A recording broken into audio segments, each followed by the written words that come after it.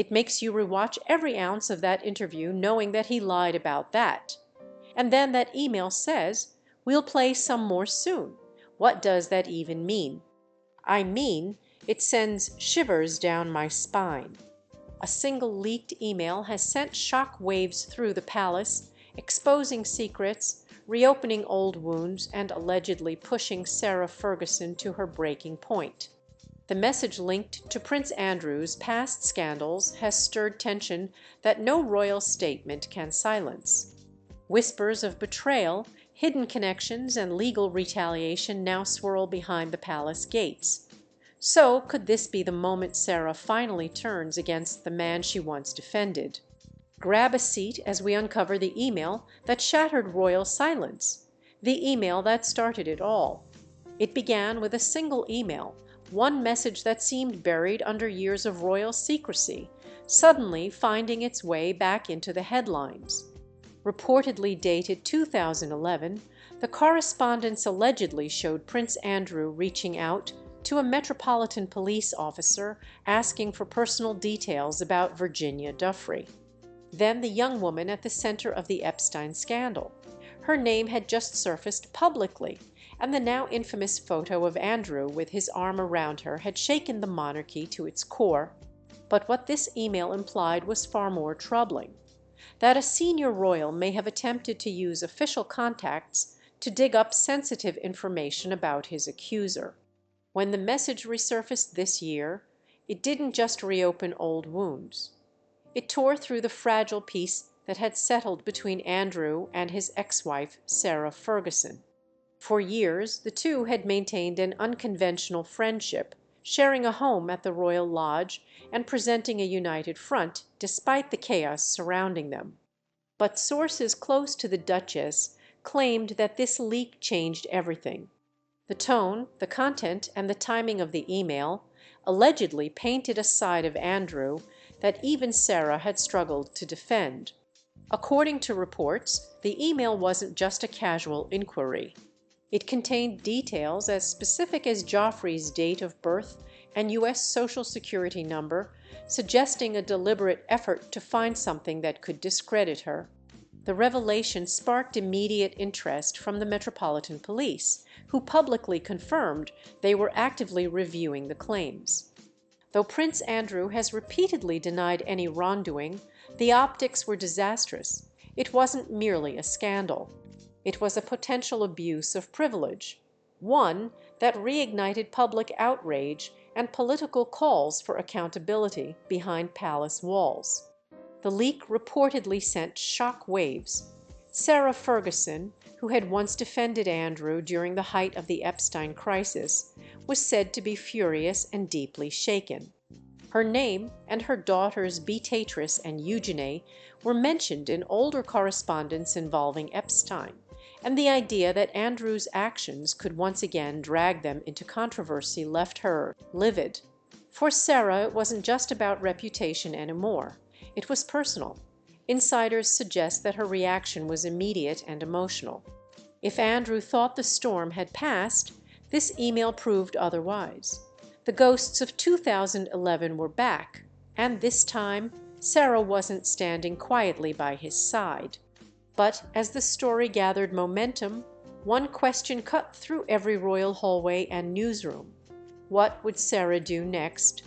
Keep watching to find out. Sarah's legal strike. When the leaked email hit the press, it wasn't just Prince Andrew's name that dominated headlines. It was Sarah Ferguson's silence. For a woman who had stood by her ex-husband through years of scandal, her sudden withdrawal spoke volumes. Insiders claimed the Duchess of York had reached her breaking point and was allegedly consulting legal experts about an extraordinary move, dragging Prince Andrew to the Supreme Court. To outsiders, the rumor seemed sensational, but within royal circles it made unsettling sense. Sarah had spent decades rebuilding her public image after her marriage's collapse and years of tabloid ridicule. Her business ventures often struggled under whispers of financial dependency on Andrew's royal ties. But this latest email hinting at his involvement in ethically questionable behavior was said to have crossed a line.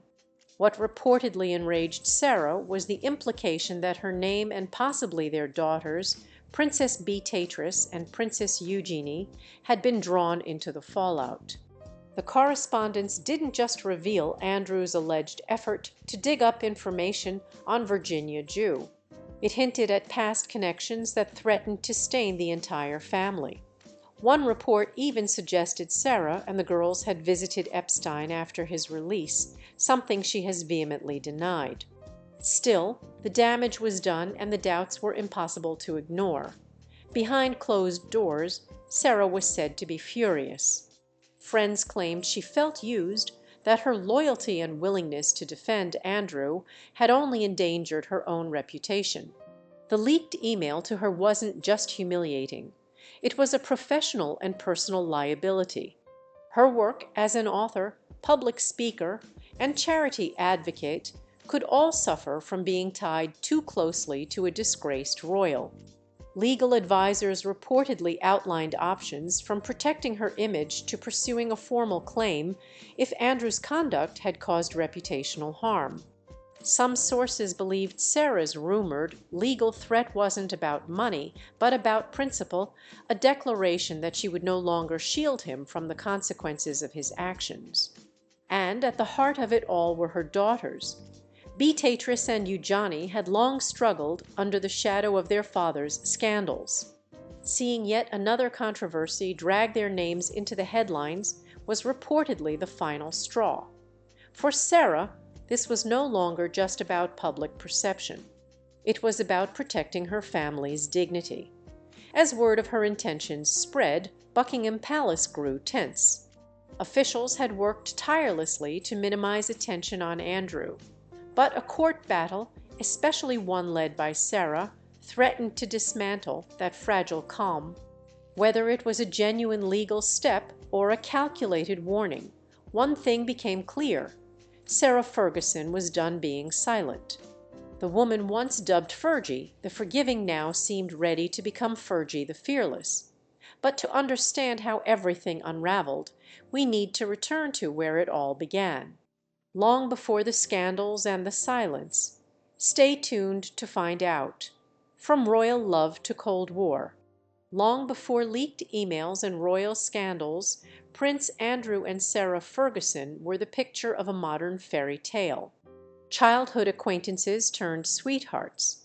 They were reintroduced by Princess Diana, sparking a whirlwind romance that captivated Britain.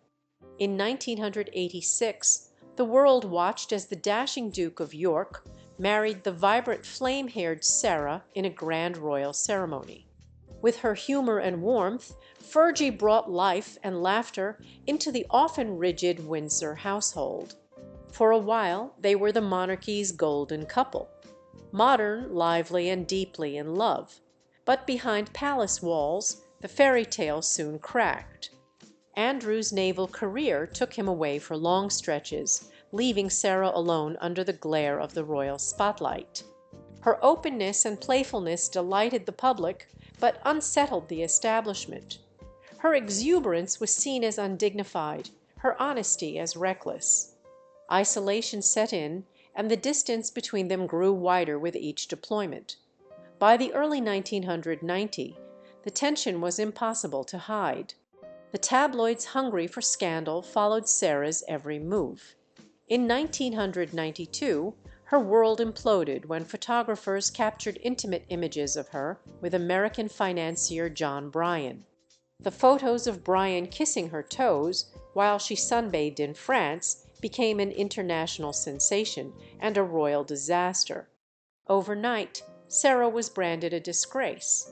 The palace distanced itself, and her marriage collapsed under the weight of humiliation. Their separation that year led to a formal divorce in 1996. Yet their bond never truly ended. Unusually for royal exes, Sarah and Andrew maintained an enduring connection.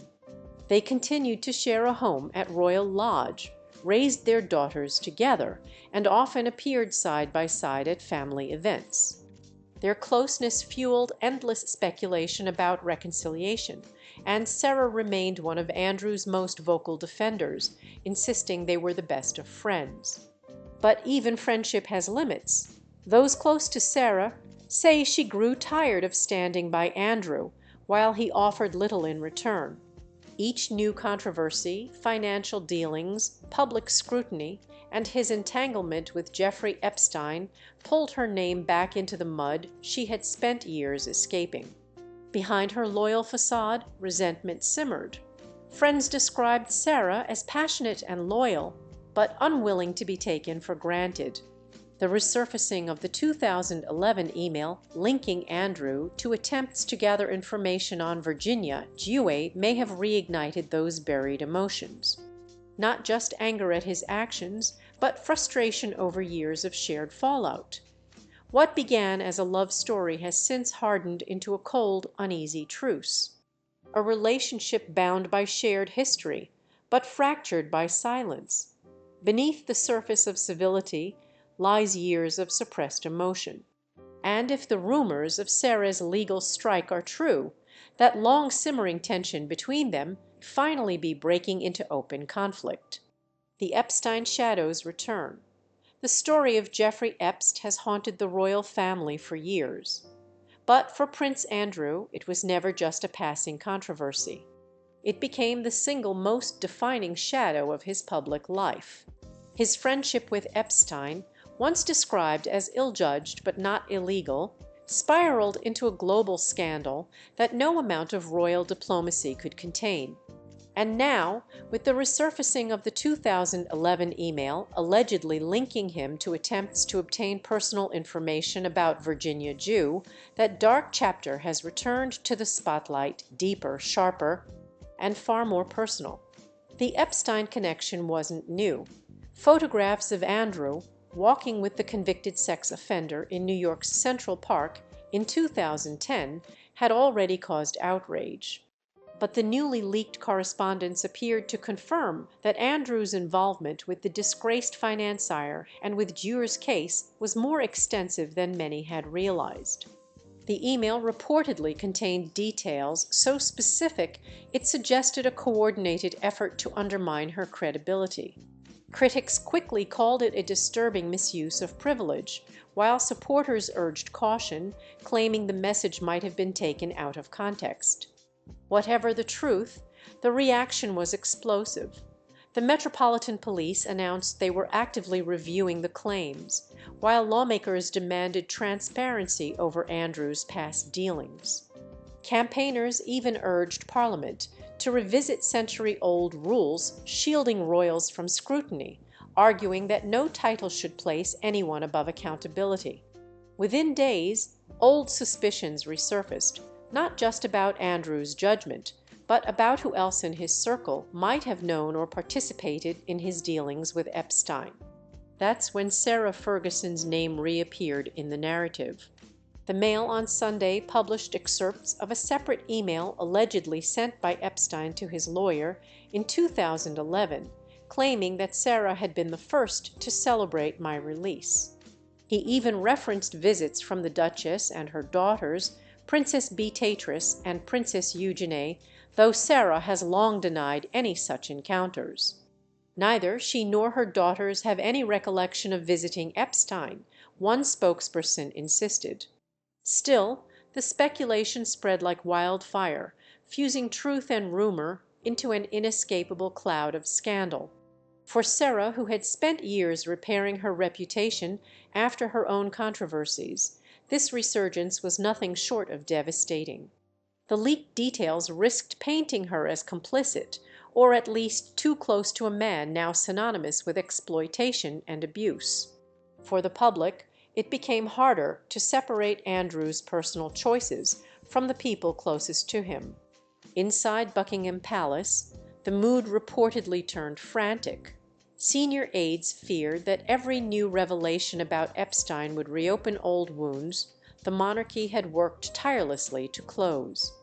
King Charles and Prince William, already distancing themselves from Andrew, were said to be furious. Every fresh headline about the Duke and Epstein chipped away at the family's moral authority. What makes this resurgence particularly haunting is its timing. Just as the monarchy sought to move forward under a new era of restraint and modernization, the Epstein shadows dragged it backward into secret scandals and uncomfortable questions about power and privilege. As the leaked email spread online, stirring outrage and curiosity alike, one question echoed louder than ever.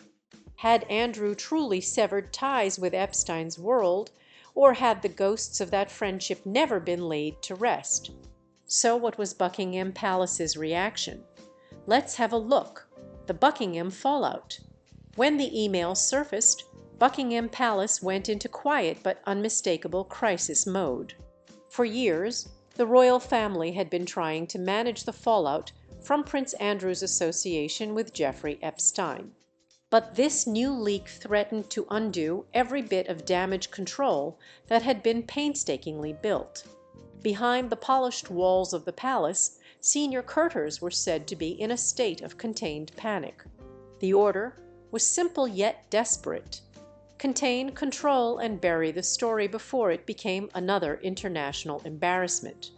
King Charles reportedly held a series of tense discussions with his advisers and with Prince William, who has long been among the most vocal in demanding accountability within the royal ranks. According to insiders, William was adamant. His uncle's actions had already tainted the monarchy once, and this new scandal could ignite a fresh wave of public anger. It wasn't just about the family's image anymore. It was about trust. The monarchy was still recovering from the loss of Queen Elizabeth Roman II, navigating a modern world increasingly skeptical of inherited privilege. Another scandal could strike at the heart of that fragile public faith. For Charles, the decision was as painful as it was necessary. He reportedly told Andrew that stepping back from royal duties was no longer optional, it was permanent. Soon after the announcement came that Prince Andrew would relinquish the use of his Duke of York title along with all military honours and royal patronages. The once proud Knight of the Garter, a title steeped in centuries of Keolik prestige, was stripped from him. Even His Royal Highness style, once his birthright, was quietly placed in obedience. It was, as one royal observer put it, a symbolic exile dressed in polite language. But inside royal circles, few believe this was purely Charles's doing. Multiple reports suggested that both the government and the Prince of Wales had pushed the king to act swiftly, warning that if the monarchy did not clean its own house, Parliament might be forced to intervene. Some even speculated that behind-the-scenes discussions about formally stripping Andrew of his dukedom had already begun, a move that would require an act of Parliament. Buckingham Palace, however, publicly maintained its silence. No official statement was issued beyond the initial announcement of Andrew's retreat from public life. Every media inquiry was met with the same refrain: "Shen no comments attention." Insiders described the mood as grim but resolute. The objective was clear: starve the scandal of oxygen, protect the institution, and hope the story faded. Yet the problem with royal secrets is that they rarely stay buried. With journalists uncovering new threads, lawmakers demanding transparency, and now Sarah Ferguson reportedly seeking legal recourse, the palace's silence felt less like control and more like fear. King Charles might have believed he was drawing a line under the scandal, but from the outside it looked more like a family bracing for the next revelation. And just when it seemed the palace might contain the storm, pressure was mounting from Westminster. Could lawmakers finally force the monarchy's hand? Stay tuned to find out. Parliament versus the palace. As the scandal surrounding Prince Andrew reignited, the ripples of outrage spread far beyond Buckingham Palace, straight into the corridors of Westminster. For years, Parliament had largely avoided wading into royal controversies, constrained by centuries-old rules that forbade MP and peers from questioning the private affairs of the monarchy. But the leaked email, the renewed media frenzy, and the growing perception that Andrew had evaded true accountability proved to be a breaking point. The British public was angry, the press relentless, and now lawmakers were beginning to speak in tones rarely heard about a royal, that no one, not even a prince, should be beyond scrutiny. It started quietly with Labour MP Rachel Masclall from York Central reviving her earlier proposal, a removal of titles bill first introduced in 2022 after the initial wave of Epstein allegations. The bill aimed to create a legal pathway allowing Parliament or the monarch to strip royal titles in cases of public disgrace or misconduct. Masclall's renewed push came with sharper language, this time reflecting public fatigue with half measures. Every time this resurfaces, she said it re-traumatizes victims and erodes public trust. The mechanisms must exist to remove titles when conduct no longer reflects the honor they represent. Other voices quickly joined the chorus. Ed Miliband called the leaked correspondence deeply concerning, emphasizing that any hint of royal interference with police matters demanded serious review. Nadia Whitham of Nottingham East went further, saying the monarchy should not hide behind voluntary renunciations and May-mouthed statements. Even members of the House of Lords, usually cautious in royal matters, began to push for clarity on what the palace knew and when.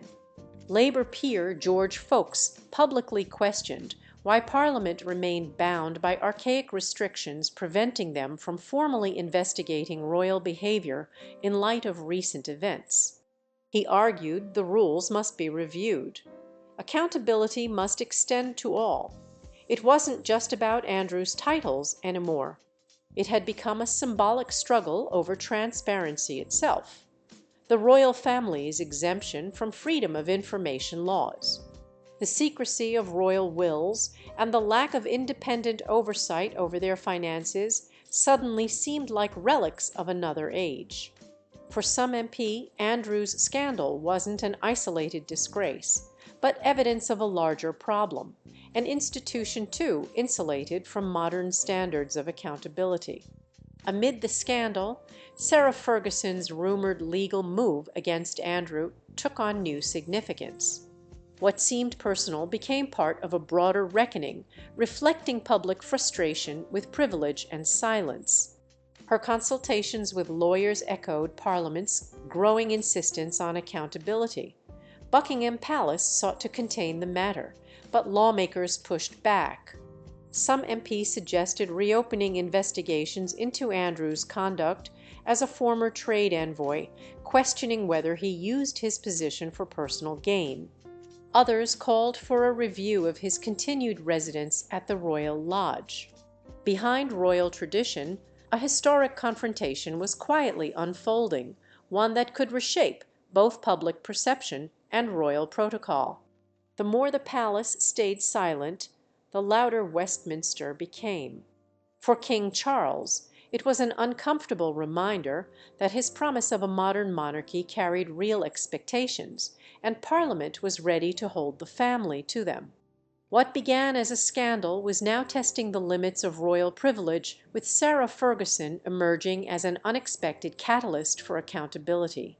But as the political pressure built, all eyes quietly turned back to the Royal Lodge, the former sanctuary of Andrew and Fergie.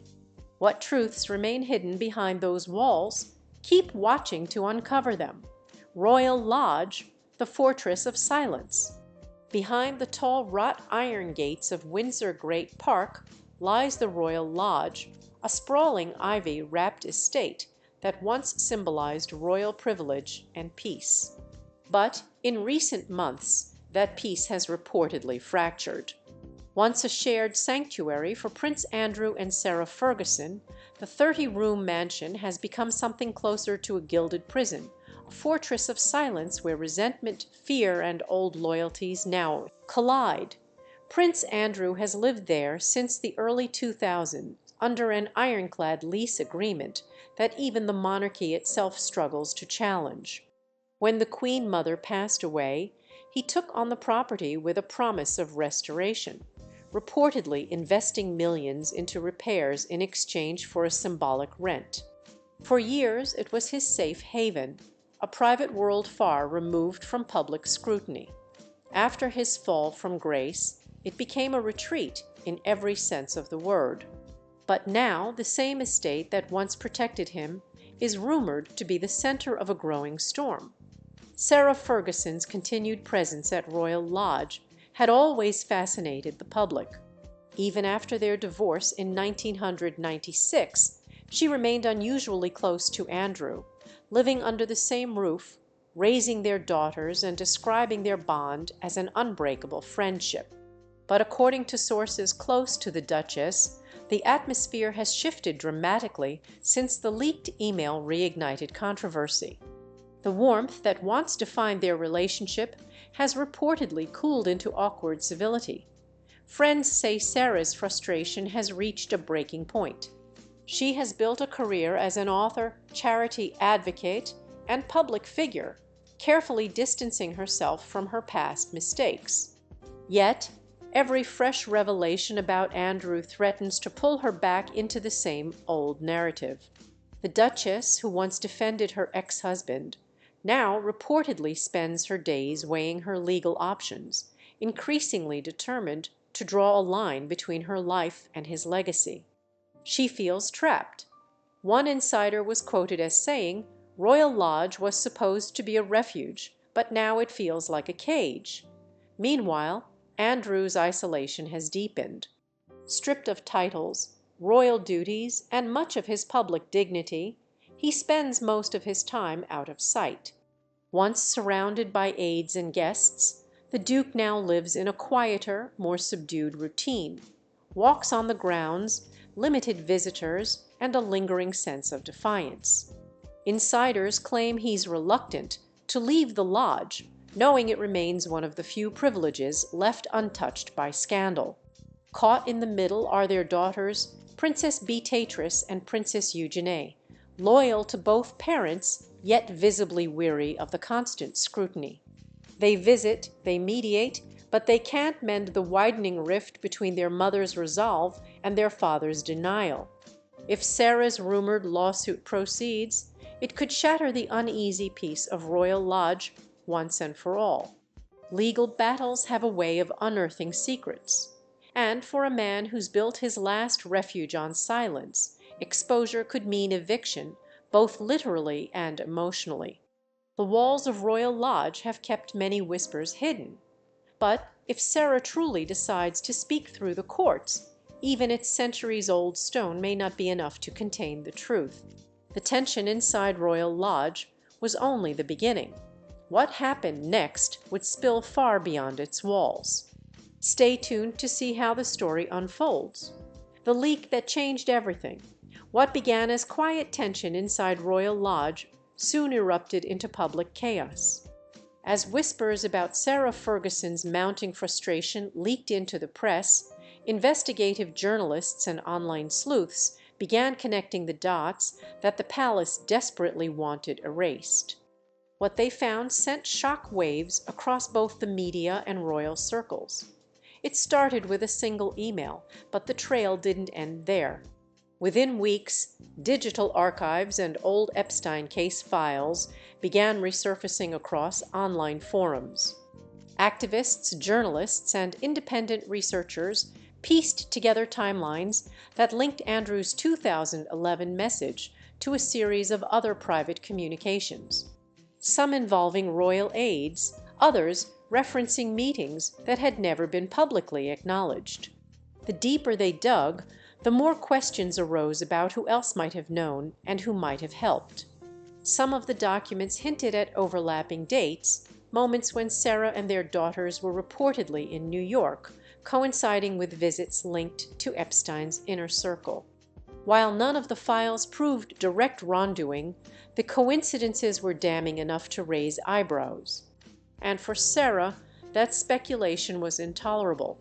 Sources close to the Duchess claimed she had stumbled across information suggesting her family's names appeared more often in these digital trails than she ever realized. If that was true, it would explain her sudden fury and determination to take legal action.